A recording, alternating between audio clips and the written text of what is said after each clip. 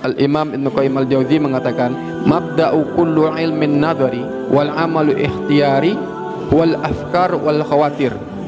Bersumbernya ilmu dan amal itu bersumber dari hati dan pikiran. Hati dan pikiran ini menghasilkan tasawurat, pandangan-pandangan, gambaran-gambaran, dan gambaran ini menuntut untuk adanya satu keinginan, iradah, dan iradah itu menuntut harus adanya amalan, dan amalan diulang-ulang akan menjadi satu kebiasaan, sehingga pola pandang dan gambaran itu akan menunjukkan adanya keinginan. Contoh kecil, Pak, kita melihat sesuatu yang membuat kita bahagia, senang, maka dengan apa yang kita lihat itu akan melahirkan pandangan, ternyata keindahan itu seperti ini. Pemandangan gunung itu, keindahan pemandangan seperti ini, ada gambaran, keinginan untuk memperoleh keindahan tersebut. Saya ingin naik gunung karena naik gunung itu katanya indah. Katakan oleh Imam Syafi'i, fa nafsuka fa illam tasgul fi taatillah sagolatka fi maksiyah. Dan jiwamu itu kalau kamu tidak sibukkan dengan ketaatan kepada Allah, maka nafsu kamu itu akan menyibukkan kamu untuk maksiat kepada Allah. Imma fi ta'ah wa imma fi maksiyah. Orang itu kalau dia taat, dia maksiat, maka giliran rajinnya rajin ke masjid kalau punya masalah. Tapi kalau udah ada masalah, udah sembuh, tidak pernah ke masjid lagi, tidak pernah nangis dalam berdoa. Ini hatinya berarti hati yang sakit. Ketika yang dominan itu adalah penyakitnya, maka dia seperti hati yang mati. Padahal ini udah azan nih, dipanggil untuk ke masjid, tidak mau, karena hatinya sakit. Tapi kalau giliran hati sehat, belum azan sudah di masjid. Al-Imam Ibn Qayyim al-Jauzi membagi hati itu menjadi tiga: hati yang mati, hati yang sehat, kemudian hati yang sakit.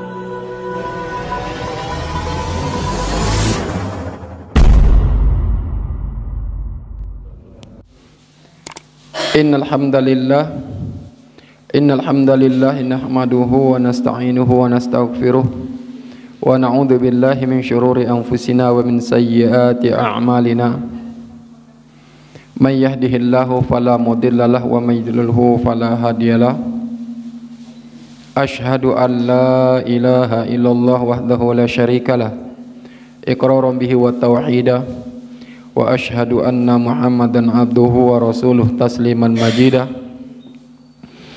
Nasalli wa nasallim ala nabiyyina al-karim habibina Mustafa Muhammadin sallallahu alaihi wasallam wa ala alihi wa sahbihi wa man tabi'ahum bi ihsan ila yaumiddin. Hadirin hadirat jamaah Masjid Pesantren rahimakumullah.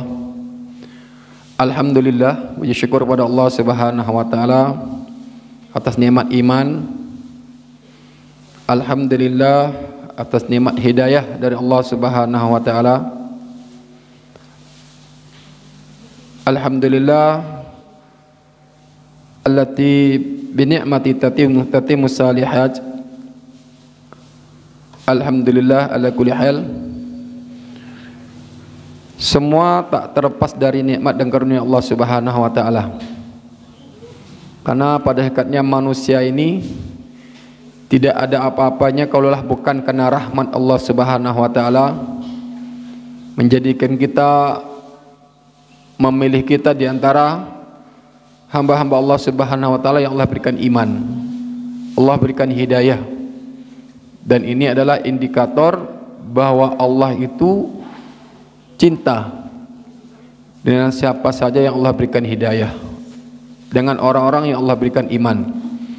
Alhamdulillah, mudah-mudahan dengan hadirnya kita bermajlis, dengan rutinnya kita bermajlis ilmu, ini merupakan bagian dari rasa syukur kita kepada Allah Subhanahu wa taala atas nikmat iman yang Allah berikan.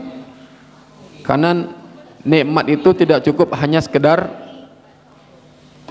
mengucapkan di lisan sebagai syukur, akan tapi mengakui al-i'tiraf, mengakui kepada Allah Subhanahu wa taala dalam hati kita, inilah nikmat Allah. Dan mengucapkan dengan lisan serta menggunakan nikmat itu dalam ketaatan kepada Allah Subhanahu wa taala. Alhamdulillah, Atas karunia Allah Subhanahu wa taala, hari ini, malam ini, Ustadz Kinsta, guru kita Ustadz Insan Kamil, alhamdulillah sudah hadir lagi bersama kita. Mudah-mudahan ini bagian dari rahmat Allah Subhanahu wa taala untuk kita, memberikan peluang dan kesempatan untuk kita untuk thalabul ilmi. Mudah-mudahan Allah berikan kita hidayah semua, Allahumma amin. Kedua, salawat dan salam mudah-mudahan Allah Subhanahu wa taala senantiasa aturkan kepada Rasulullah sallallahu alaihi wasallam, pada keluarga beliau, para sahabat, tabi'in, tabi'in dan orang-orang mengikuti jejak sunnah Rasulullah sallallahu alaihi wasallam. Hadirin hadirin rahimakumullah. Dalam satu kitab, Kitabul Al-Fawaid, Al-Imam Ibnu Qayyim Al-Jauzi mengatakan, mabda'u kullu ilmin nadhari wal amalu ikhtiyari wal afkar wal khawatir. Sumber permulaan, awalnya bersumbernya ilmu dan amal itu adalah dari hati dan pikiran. Bersumber dari hati dan pikiran. Hati dan pikiran ini menghasilkan tasawurat, pandangan-pandangan, gambaran-gambaran, dan gambaran ini menuntut untuk adanya satu keinginan, iradah, dan iradah itu menuntut harus adanya amalan, dan amalan diulang-ulang akan menjadi satu kebiasaan. Jadi baik tidaknya runtutan dari tadi ini berawal dari baiknya hati dan pikiran seorang itu kepada Allah Subhanahu wa taala. Jadi di sini betapa pentingnya kita mengkaji masalah hati ini, karena dari hati dan pikiran inilah adanya gambaran pola pandang kita. Sehingga pola pandang dan gambaran itu akan menunjukkan adanya keinginan. Contoh kecil, Pak. Kita melihat sesuatu yang membuat kita bahagia, senang. Maka dengan apa yang kita lihat itu akan melahirkan pandangan, ternyata keindahan itu seperti ini. Pemandangan gunung, sawah, hutan, itu keindahan pemandangan seperti ini. Ada gambaran. Kemudian dengan gambaran itu ada keinginan untuk memperoleh keindahan tersebut. Saya ingin naik gunung karena naik gunung itu katanya indah, hawanya dingin, ada sunrise-nya, ada laharnya. Karena mendapat berawal dari gambaran. Gambaran itu menunjukkan ada keinginan. Keinginan itu akan diwujudkan dengan suatu amalan, dengan mempersiapkan diri untuk naik gunung, dan amalan itu sering-sering, kasratut tikrar, dengan sering-sering diulang-ulang akan jadi kebiasaan. Nah, inilah ada aktivitas kita sehari-hari, Pak. Kalau kita membiasakan diri kita dengan majlis ilmu, pandangan kita akan dapat bahwa majlis ilmu itulah taman-taman surganya Allah Subhanahu wa taala. Dengan ada keinginan untuk mendatangi majlis ilmu, dan keinginan untuk mendatangi majlis ilmu itu akan dilakukan dengan ulang-ulang, akan menjadi kebiasaan, sehingga orang tidak bermajlis ilmu 1 minggu saja rasanya hampa. Hati ini tidak memiliki ghirah, ada yang kurang di hati ini. Maka disinilah kita penting untuk menjaga hati dan pandangan kita, pola pikir kita. Dan semua itu digunakan oleh setan untuk merusak pemikiran dan hati kita, sehingga kita menyaksikan amalan atau perbuatan-perbuatan yang rusak, yang menyimpang dari syariat-syariat Allah Subhanahu wa taala. Ya. Sehingga kalau kita tidak memberikan gambaran yang baik kepada hati kita tentang sesuatu yang kita lihat, maka kita akan berperilaku yang buruk seterusnya. Karena kasratut tikrar, seringnya diulang-ulang, itu akan menjadi kebiasaan. Contoh kecil ya, kadang kita kalau bicara karena kita melihat seolah-olah orang yang tangannya itu bergerak-gerak itu luar biasa, Kita ngikuti, ngelihat ternyata orang tuh berwibawa kalau dia bicara sama tangannya bergerak-gerak. Kemudian pandangan kita demikian, kita akan mengikutinya. Secara otomatis akan jadi kebiasaan. Nah, ini kebiasaan yang diulang-ulang, perbuatan ulang akan jadi kebiasaan. Maka mari kita isi pandangan kita, hati kita itu dengan hal-hal yang baik, sehingga menghasilkan aktivitas, kegiatan, amal-amalan yang baik. Ini menurut Al-Imam Ibnu Qayyim Al-Jauziyah. Bila hadirin hadirat rahimakumullah, sebelumnya kita telah membahas dua pembagian hati, itu dibagi tiga kemarin. Yang pertama adalah hati yang sehat, yang kedua adalah hati yang mati. Lawan kata dari hati yang sehat itu hati mati, tidak ada kehidupan, tidak kenal dengan Allah Subhanahu wa taala. Jadi yang dirasakan itu, yang diikuti hanya syahwatnya. Apa-apa yang cocok dengan syahwatnya, itulah yang diikuti. Walaupun itu apa yang diinginkan, syahwat itu bertentangan dengan perintah Allah, bertentangan dengan larang-larang Allah Subhanahu wa taala. La yubali, tidak peduli dia. Pokoknya saya bisa mendapatkan ini. Saya mau memiliki rumah. Tahun sekian saya harus punya rumah atau punya jabatan. Tidak peduli apapun caranya. Kalau perlu sogok, saya sogok. Kalau perlu hal yang tidak baik, saya lakukan hanya untuk mendapatkan apa yang diinginkan, karena hatinya mati. Sekarang kita sampai pada pembahasan yang ketiga, fil qalbil marid, pada hati yang sakit, hati sehat, hati mayit, hati yang mati. Kemudian fil qalbil marid, hati yang sakit. Al-Imam Ibnu Qayyim Al-Jauziyah mengatakan, fal qalbu tsalis wal qalbu tsalis, maka hati yang ketiga adalah qalbun lahu hayatun wa bihi illatun. Hati yang ketiga ini adalah hati yang sakit, yaitu hati yang ada kehidupan, Pak, dan ada penyakit juga. Jadi dari sisi kadang-kadang dia baik, kadang-kadang terjebak pada kemaksiatan. Qalbun lahu hayatun wa bihi illah, ada kehidupan dalamnya. Dia tahu Allah, dia kenal Allah dan Rasulnya, dia tahu hukum Allah, tahu larang-larang Allah Subhanahu wa taala, tapi ada illah, penyakit, kecacatan di dalamnya. Falahu madatani, di dalam hati ini ada dua unsur. Tamudduhu hadhihi marrah wa hadhihi ukhra. Kadang-kadang satunya itu meninggi, yang kadang-kadang satunya yang naik. Jadi saling tarik menarik. Kadang keinginan untuk bermaksiat datang, keinginan untuk taat ada. Ini hatinya, ini hati, saya hati-hati kita ini, Pak. Kita memang sering berjamaah, sering ke masjid, tapi kadang-kadang kita agak terbawa, tergelincir dengan keinginan atau unsur negatif yang ada pada diri kita. Maka hati yang posisi seperti ini, hadirin hadirat rahimakumullah, kata Ibnu Qayyim Al-Jauziyah, hati itu tamudduhu hadhihi marrah, kadang-kadang itu naik yang unsur satunya, wa hadhi ukhra, dan unsur satunya kadang turun. Iman naik, iman turun. Kadang datang baiknya baik, kalau datang setan celengnya katanya hilang, setan putihnya datang baik. Ini maksudnya itu.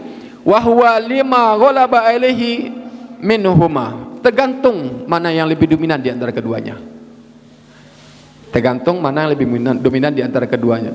Kalau memang dominan dia kepada lingkungan-lingkungan yang sesuai dengan hawa nafsunya, maka dia akan hidup bagian itunya, Pak.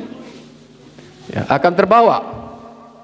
Jadi di sini menandakan bahwa betapa sifat iman itu turun naik, ya. Dan di hati yang sakit itu ada dua unsur yang saling tarik menarik. Kadang terbawa dengan nafsu, kadang terbawa dengan fitrah untuk taat kepada Allah Subhanahu wa taala. Tergantung mana yang kuat, dia berperang terus. Fa fihi min mahabbatillah wal imanu bihi wal ikhlasu lahu wa tawakkulu alaih. Hati itu, di antara hati yang tadi sakit itu ada kecintaannya kepada Allah, dia beriman kepada Allah dan ikhlas kepada Allah, dan tawakalnya ada kepada Allah Subhanahu wa taala. Wa ma huwa madatun hayati, ini adalah unsur kehidupan dalam hati tadi, Pak. Jadi kalau hati yang sakit itu ada unsur ketaatannya, kecintaan kepada Allah, masa hati ini masih masuk ke cinta kepada Allah iya, cinta kepada maksiat iya, berarti hatinya sakit. Tergantung unsur mana yang kuat. Maka jangan pernah mencoba untuk ada di lingkungan yang rusak, karena hati itu akan bolak-balik tergantung lingkungan yang baik. Enggak, saya bisa nanti, saya akan datangi orang-orang yang ahlu maksiat itu, saya akan hidup bersama mereka, akan bergaul dengan mereka, sehingga saya bisa membuat mereka berubah.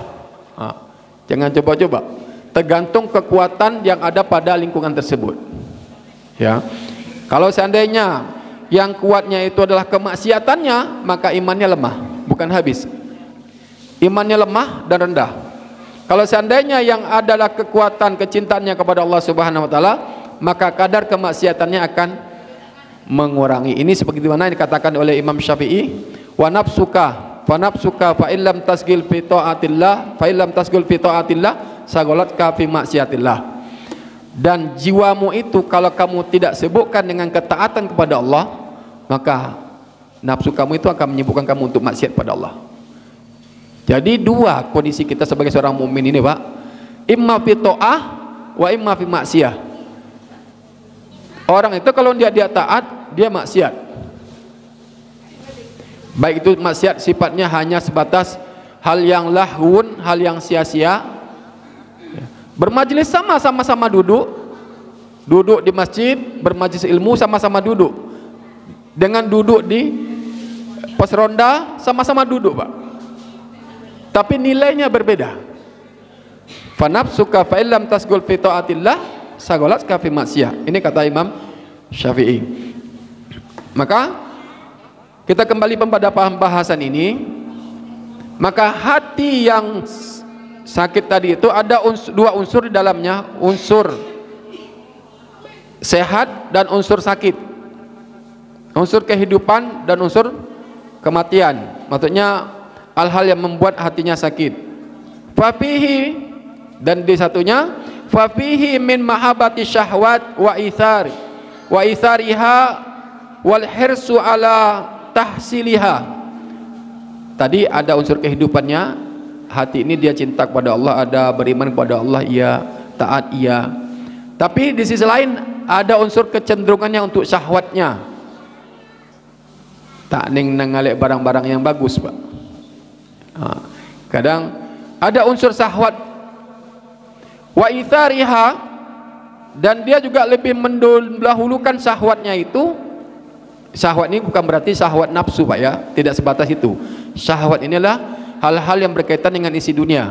Duyina linnasi hubbus syahwati minan nisa wal banin wal qanatir. Terus yang hal-hal yang berkaitan dengan, baik itu karena jabatan, syahwat dia dengan jabatan, syahwat dia karena kekayaan, syahwat dia karena memang dunia yang dia milik, yang dia inginkan, perhiasan atau apa, atau perempuan. Wa ithariha wa hirsu ala tahsil, dan dia itu tamak ala tahsiliha, untuk mencapai itu, berambisi sekali, Pak. Wal hasadu wal kibru wal ujub wa hubbul ulu wal fasadi fil ardi biriyasah. Dan di dalam hati yang sakit tadi itu ada rasa iri, kesombongan, ujub, cinta, hubbul ulu. Ini namanya kayak orang-orang power syndrome. Maunya jadi pemimpin terus, tidak mau jadi anak buah, tidak mau diatur, maunya ngatur terus.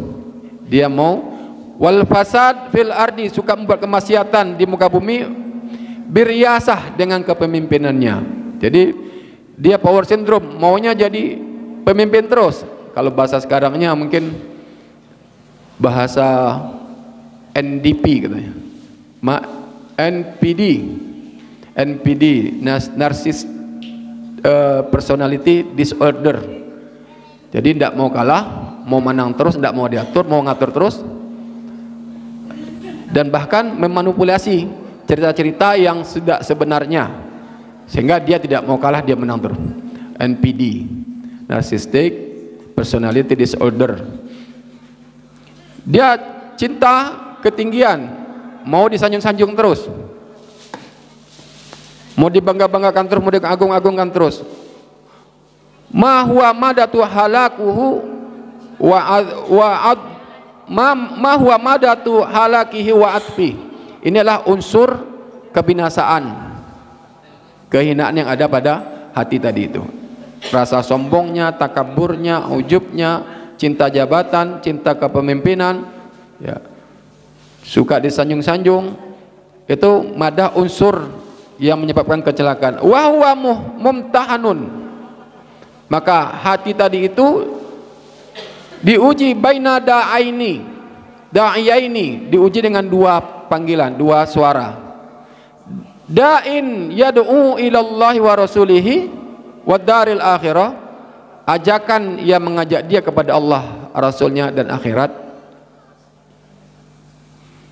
Wa da'in yad'u ila ajilah, dan ajakan yang mengajak dia kepada dunia. Wahya innama yajibu wa innama yujibu aqrabuhuma minhu baban wa adnahuma ilahi jiwaron.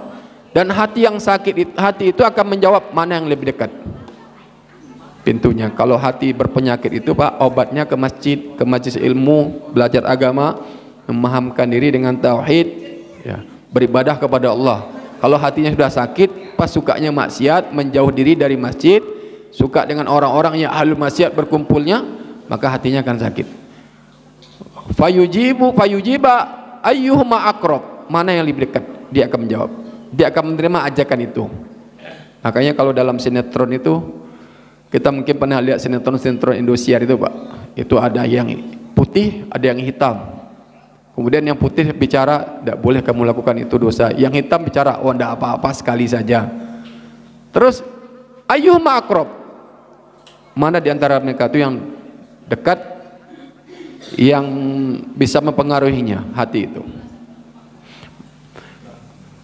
Fal qalbul awal, maka hati yang pertama adalah hayyun muhbitul layyinun wa'in. Hati yang pertama adalah hati yang hidup, hati yang tunduk dan lembut dan tunduk kepada Allah Subhanahu wa taala. Wa tsani yabisun mayyit. Hati yang kedua, hati yang kering, kaku dan mati. Yang ketiga, marid fa imma ila salamah adna wa imma ilal matlab ilal atab adna. Baik pada keselamatan lebih dekat atau kepada kebinasaan dia dekatnya. Itu hati yang sakit. Jadi kesimpulan dari yang kita bahas kemarin itu, pembagian hati itu menurut Imam Qayyim al-Jauzi itu ada 3. Hati sehat, yaitu hati yang senantiasa ada kelembutan di dalamnya, hidup, tunduk dan patuh kepada Allah Subhanahu wa taala. Kemudian hati yang kering, yang mati, disampaikan Al-Qur'an ditetapkan tidak beriman. Karena bukan dia tidak mengimani Al-Qur'annya, tapi karena kesombongan dia, merasa dia lebih dewasa, lebih besar, lebih pengalaman, lebih senior, membuat dia itu menolak nasihat yang sampai. Atau karena memang merasa gengsinya, merasa gengsi sehingga dia itu menolak ayat-ayat Allah Subhanahu wa taala. Yang ketiga, hati yang sakit, baik itu lebih cenderung kepada selamat atau pada celaka, tergantung kondisi pintu mana yang dia lebih dekat hati itu dibawa. Makanya lazimilah untuk bermajlis ilmu, karena seseorang itu akan dilihat dari teman-teman. Ad-dinu al-mar'u ma'adini khalilih. Seseorang itu tergantung kebiasaan agama temannya. Kalau temannya suka pendusta, orang pembohong, mau tidak mau dia akan juga kebiasa dengan hal-hal dusta dan kebohongan. Tapi kalau temannya orang yang taat, suka melakukan sunnah Rasulullah SAW, maka dia nanti akan melakukan ketaatan dan sunnah Rasulullah SAW. Baik itu puasa, qiyamul lail, hal-hal yang qiraatul Quran, mensil ilmu, maka dia akan senantiasa melakukan itu. Maka mari kita berteman, bergaul dengan orang-orang yang senantiasa memberikan kita kehidupan bagi hati kita, memberikan kita. Karena Imam Hasan Basri mengatakan, ikhwanuna aghla min ahlina. Saudara kita, ikhwan kita ini lebih berharga, lebih mahal Pak, daripada keluarga kita. Ikhwanuna yadhkuruna akhiratana, saudara kita, ikhwan kita mengingatkan tentang akhirat kita. Wa ahluna yadhkuruna, saudara keluarga kita mengingatkan kita tentang dunia, nah tentang dunia kita. Bukan berarti kita harus menjauhi keluarga kemudian mendekati teman, tidak. Jadikan teman-teman kita, ikhwan-ikhwan kita orang-orang yang mencintai ilmu Allah Subhanahu wa taala. Kemudian semakola, kemudian Imam Ibnu Qayyim al-Jauziyah mengatakan, wa qad jama'a Allah Subhanahu wa taala baina hadhil qulub thalathah fi qauli. Dalilnya Allah Subhanahu wa taala telah mengumpulkan hati tiga ini dalam kaulnya, yaitu surah Al-Hajj. A'udzu billahi minasyaitonir rajim. Bismillahirrahmanirrahim. Wa ma arsalna min qablika min rasulin wala nabiyyin illa idza tamanna alqa syaiton fi umniyatihi fayansahu Allahu ma yulki syaiton thumma yuhkimu Allahu ayati wallahu alimun hakim. Liyaj'ala ma yulki syaitanu fitnatan lilladzina fi qulubihim marad wal qasiyati qulubuhum wa innadz zalimina lafi shiqaqin ba'id wal ya'lamal ladzina utul ilma annahu al-haqq min rabbika fayu'minu bihi fatukhbitu lahu qulubuhum wa innallaha lahadil ladzina amanu ila siratim mustaqim. Jadi dalam ayat ini Allah Subhanahu wa taala menerangkan, mengumpulkan pembagian hati ini dalilnya kalau hati itu dibagi tiga menurut Ibnu Qayyim al-Jauziyah. Tidaklah Allah Subhanahu wa taala mengutus sebelum kamu seorang rasul ataupun seorang nabi kecuali idza tamanna alqa syaitanu fi umniyati, apabila dia memiliki keinginan maka syaitan mengganggu dalam keinginannya itu, menggodanya, fayansahullah, maka Allah menghilangkan apa yang dilemparkan syaitan itu, yang digodakan syaitan itu, tsumma yuhkimullahu ayati, kemudian Allah menegakkan ayatnya, wallahu alimun hakim, Allah Maha mengetahui dan Maha bijaksana. Liyaj'ala ma yulki syaitanu fitnatan lil ladzina fi qulubihim, supaya Allah Subhanahu wa taala menjadikan apa yang dilemparkan, apa yang dibisikkan setan itu ujian, fitnah bagi orang-orang yang hatinya berpenyakit dan keras.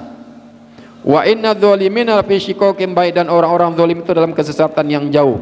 Wal ya'lamal ladzina utul ilma, dan supaya Allah Subhanahu wa taala mengetahui orang-orang yang berilmu annahul haq, bahwasanya kebenaran itu dari Allah Subhanahu wa taala. Fayu'minu bihi, kemudian dia beriman, fatukhbitalahu qulubuhum, kemudian hatinya tunduk dan patuh kepada Allah Subhanahu wa taala. Dan sesungguhnya Allah akan berikan petunjuk kepada orang-orang beriman kepada jalan yang lurus. Maka hadirin hadirat rahimakumullah, berdasarkan dalil ini Al-Imam Ibnu Qayyim al-Jauziyah membagi hati itu menjadi tiga: hati yang mati, hati yang sehat, kemudian hati yang sakit. Kemudian faja'alallah Subhanahu wa taala al-quluba fi hadhil ayat, fi hadhil ayat thalasa, Allah Subhanahu wa taala menjadikan hati pada ayat ini tiga. Qalbaini maftunaini, dua hati itu dalam keadaan teruji, wa qalban najian, dan satu hati hidup, hati yang selamat. Fal maftunan, maka hati yang diuji itu adalah qalbul ladzi fihi mar, hati yang sakit. Sakit, ada keimanan tapi ada penyakit, tergantung unsur mana yang lebih kuat. Wa qalbul qasi, yaitu hati yang keras, hati yang mati, hati yang keras kaku. Wa naji, dan hati yang selamat. Fal qalbul mu'min al mukhbitu ila rabbih, maka hati seorang mukmin itu hatinya tunduk kepada Allah Subhanahu wa taala. Wa huwal mutmainnu ilahi, dan hati orang mukmin itu tentram kepada Allah Subhanahu wa taala. Al khadi'u lahu wal mustaslimu munqadun, dan hati orang munqadin, dan hati orang beriman itu tunduk dan patuh hanya kepada Allah. Maka kembali kita kepada yang dikatakan oleh Al-Imam Ibnu Qayyim al-Jauziyah pada mukadimah tadi, bahwasanya sesungguhnya mabda'u kullu ilmin nadhari wa amalun ikhtiyari huwal khawatir wal afkar, sumber amalan dan ilmu seseorang itu pada hakikatnya adalah dari hati dan pikiran. Kalau pikirannya itu hatinya rusak, pandangan yang gambaran dapat itu gambaran yang rusak. Nah, disinilah ditiupkan oleh setan subhat kadang, Mbak. Subhat, kalau Islam itu, kalau orang-orang yang berjenggot itu orang-orang yang radikal, ditiupkan oleh musuh-musuh Islam, oleh setan-setan manusia, sehingga menganggap orang yang pakai jenggot itu tidak relevan. Orang pakai cadar itu adalah orang-orang yang kolot, orang-orang yang terlalu kaku. Ini ditiupkan oleh setan-setan manusia ataupun setan di kalangan jin, sehingga pandangan pada umat Islam saat ini adalah orang-orang yang bercadar, orang yang berjenggot itulah orang-orang yang kaku, sumbu pendek, keras, radikal.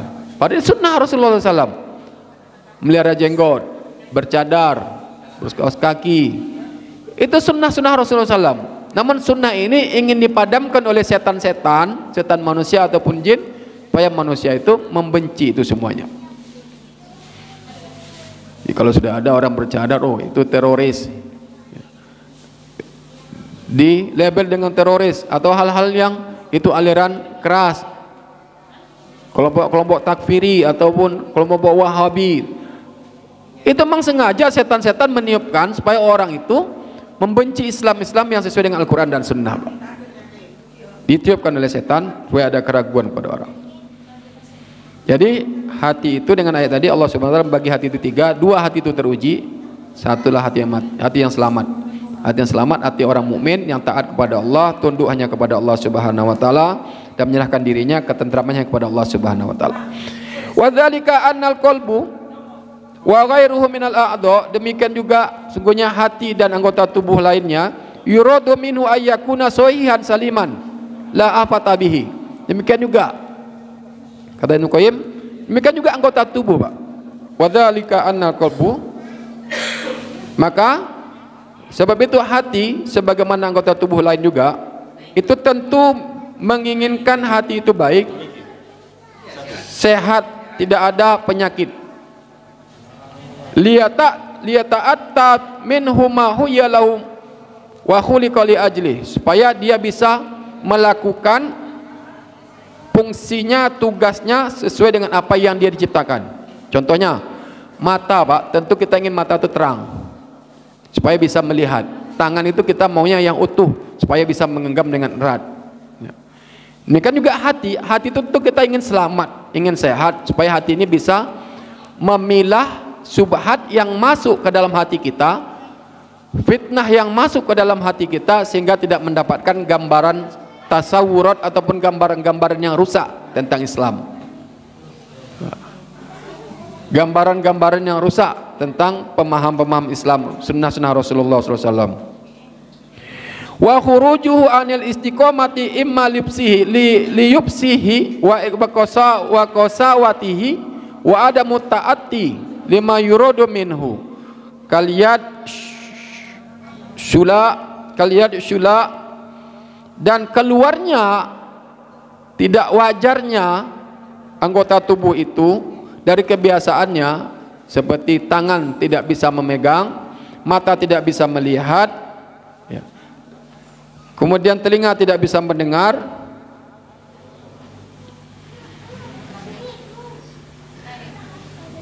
baik itu dikarenakan dia cacat ataupun sesuatu menghalangi dia untuk bisa melakukan itu, maka inilah bagian dari penyakit.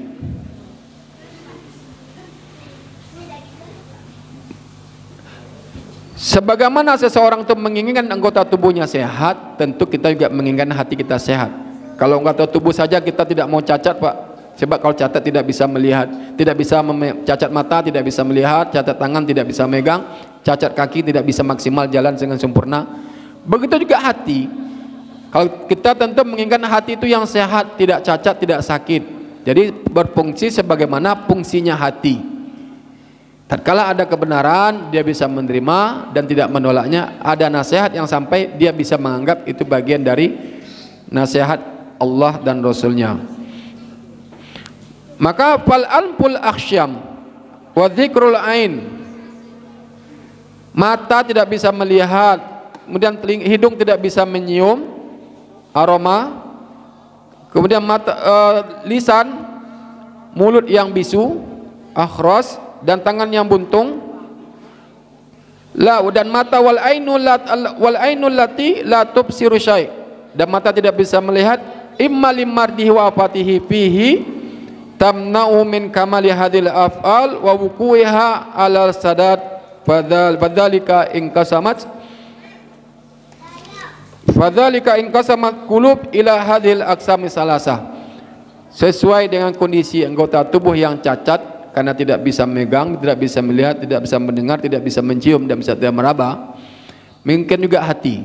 Hati itu kalau seandainya dia tidak sehat, dia cacat karena penyakit syahwat, penyakit subhat, maka hati itu akan terbagi menjadi hati yang mati, hati yang sakit, hati yang sehat. Maka pentingnya kita menjaga hati itu dengan majelis ilmu. Karena yang bisa memberikan hati itu bolak-balik, karena sifatnya hati ini sifatnya bolak-balik, Pak. Bahkan Rasulullah SAW saja memerintahkan pada sahabat beliau untuk senantiasa meminta hidayah, petunjuk kepada Allah Subhanahu wa taala. Maka Rasulullah mengajarkan, Allahumma inna nas'aluka huda wa tuqa wal afafa wal ghina. Ya Allah, kami minta petunjuk kepadamu. Nas'aluka, minta kepadamu hidayah. Fastahdullah, maka mintalah hidayah kepada Allah SWT. Maka sahabat menanyakan kepada Rasulullah SAW, ya Rasulullah, alasna nu'minu bima ji'ta bih. Ya Rasulullah, bukankah kami sudah beriman kepada apa yang datang dari kamu, dan kami beriman kepada Allah Subhanahu wa taala. Kenapa kami harus tetap berdoa itu lagi? Apa kata Rasulullah SAW? Inna hadhil qulub, sungguhnya inna quluba inna adam baina usbu'aini min asabiillah yuqallibu kaifa yasha. Sungguhnya hati-hati anak cucu Adam itu ada di antara dua jari jemari Allah Subhanahu wa taala. Allah bolak-balikkan sebagaimana yang Allah kehendaki. Fastahdullah, maka mintalah hidayah kepada Allah Subhanahu wa taala. Jadi kita tidak bisa menjamin hari ini kami sebagai seorang mulki pemateri, bisa jadi nanti di akhir hayat ataupun naudzubillah di lain waktu kita akan menjadi orang-orang yang membenci orang-orang yang menyampaikan pengajian. Tidak ada yang bisa tahu kalau kita tidak minta hidayah kepada Allah Subhanahu wa taala. Bisa jadi sekarang aja seorang ustadz, besok seorang murtad. Yang awalnya orang murtadin kufur bisa jadi seorang mukmin. Karena hati itu ada di antara dua jari jemari Allah Subhanahu wa taala. Fastahdullah, maka mintalah hidayah kepada Allah Subhanahu wa taala untuk senantiasa berikan kita hidayah, petunjuk untuk jalan yang lurus. Fal qalbus sahih as-salim, kata Ibnu Qayyim al-Jauzi, laisa bainahu wa baina qubulil haq wa mahabbati wa itsari siwa idrakihi fa huwa sahih idrakul lil haq. Maka hati yang sehat itu tidak ada bainahu wa baina qubulil haq wa mahabbati itsari siwa idraku. Tidak ada pembatas jarak antara dia dengan kebenaran kecuali dia menerimanya, Pak. Ketika sampaikan kebenaran, sami'na wa ata'na. Kami dengarkan, kami taat. Tamul inqiyad wal qubulullah. Betul-betul dia sempurna menerima, tunduk dan patuh pada. Ini hati yang sehat. Jadi sampaikan ayat-ayat nasihat. Ya alhamdulillah, disampaikan nasihat, sampaikan ayat. Sami'na, Allah perintahkan untuk salat, dia melakukan salat. Allah perintahkan jihad, dia melakukan jihad. Allah perintahkan puasa, dan puasa. Sami'na wa atau tamul inqiyad, ketundukan yang sempurna. Tidak bantah-bantah lagi. Seperti orang-orang Bani Israel, banyak alasannya disuruh nyembelih sapi. Sapi yang warna apa? Sapi merah-merahnya kayak apa? Dibantah dengan maksud untuk menunda, menolak, bukan untuk minta keringanan. Karena maksudnya untuk mengingkari dan mengkufuri perintah Allah Subhanahu wa taala. Karena hatinya hati yang mati. Maka Ibnu Qayyim mengatakan hati yang sehat, hati yang selamat itu hati tidak ada batas antara dia kebenaran kecuali dia terima, Pak. Ini ada sehat kebenaran, ini Al-Qur'an dia terima.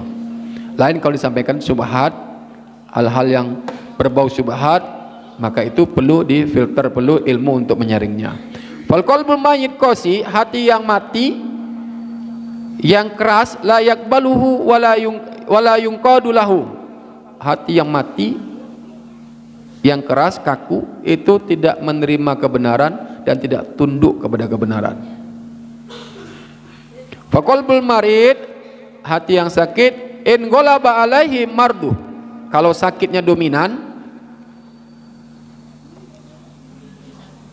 iltahaqa bil mayyitil qasi, maka seperti hati yang mati yang keras kalau sakitnya dominan, Pak. Wa in ghalabat alaihi sihatu, kalau seandainya sehatnya itu lebih dominan, iltahaqa bisalim, maka dia seperti hati yang sehat. Makanya tak heran kadang orang itu rajin ke masjid, rajin baca Quran, tapi masih tetap berinteraksi dengan hal-hal yang melakukan maksiat. Istilahnya STMJ, sholat jalan terus, sholat maksiat jalan terus, sholat terus maksiat jalan. Ini tidak ada. Hati orang yang sehat itu tidak demikian, Pak. Hanya hati orang-orang yang sakit. Maka giliran rajinnya rajin ke masjid kalau punya masalah.